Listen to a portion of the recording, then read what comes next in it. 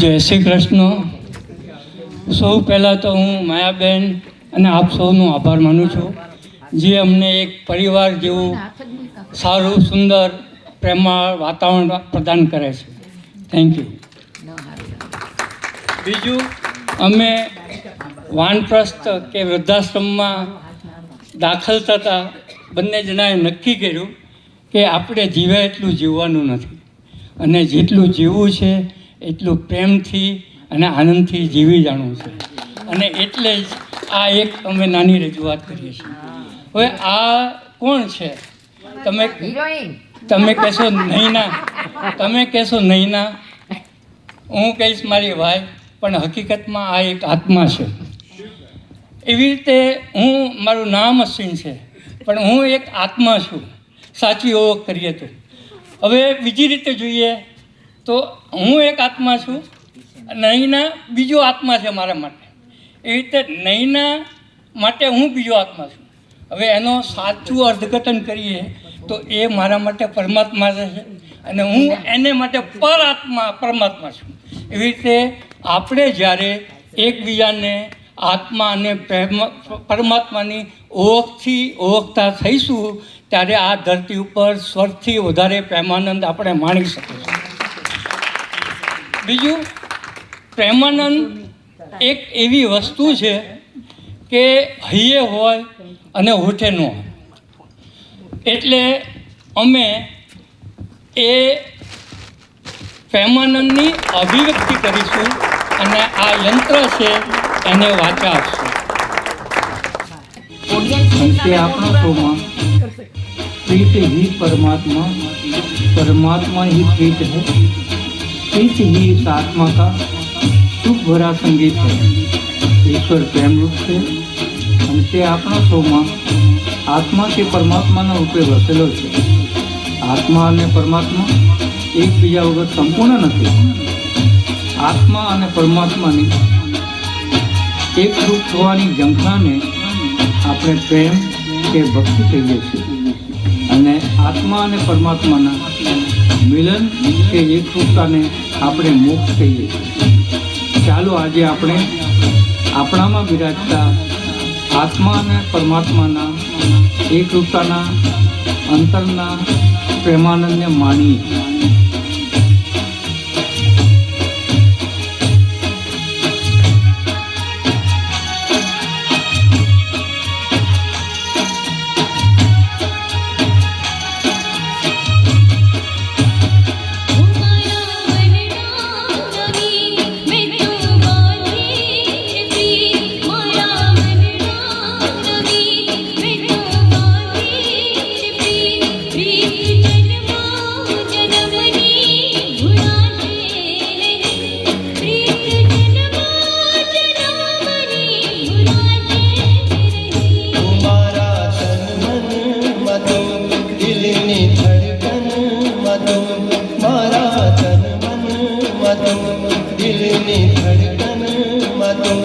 साथ जन्मों जन्मनो भुलाशे नहीं, साथ जन्मों जन्मनो भुलाशे नहीं.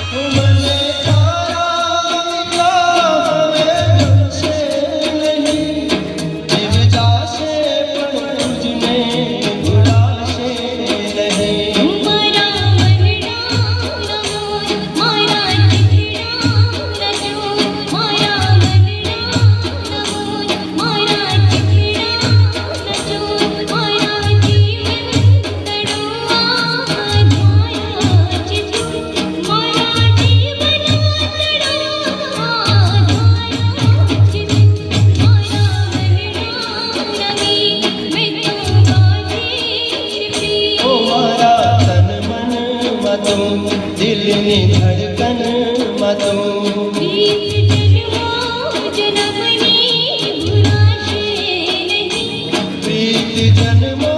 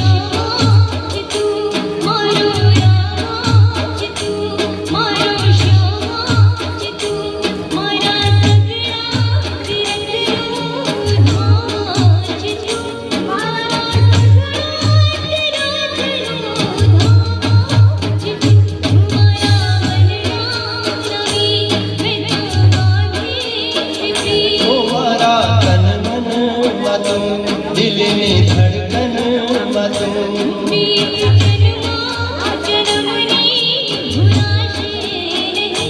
પ્રીત જન્મો જન્મની ભૂલાશે નહીં. સરસ મજાની તૈયારી કરીને આવેલા છે. કેટલા સરસ ડ્રેસઅપ થયું છે એમને, અને ખૂબ જ તારીખે વધારીએ. મજા આવી ગઈ પ્રોગ્રામમાં. અશ્વિનભાઈ, થેન્ક યુ સો મચ. અશ્વિનભાઈ, નૈનાબેન, હવે तेरा गम मेरा गम एक जैसा सनम,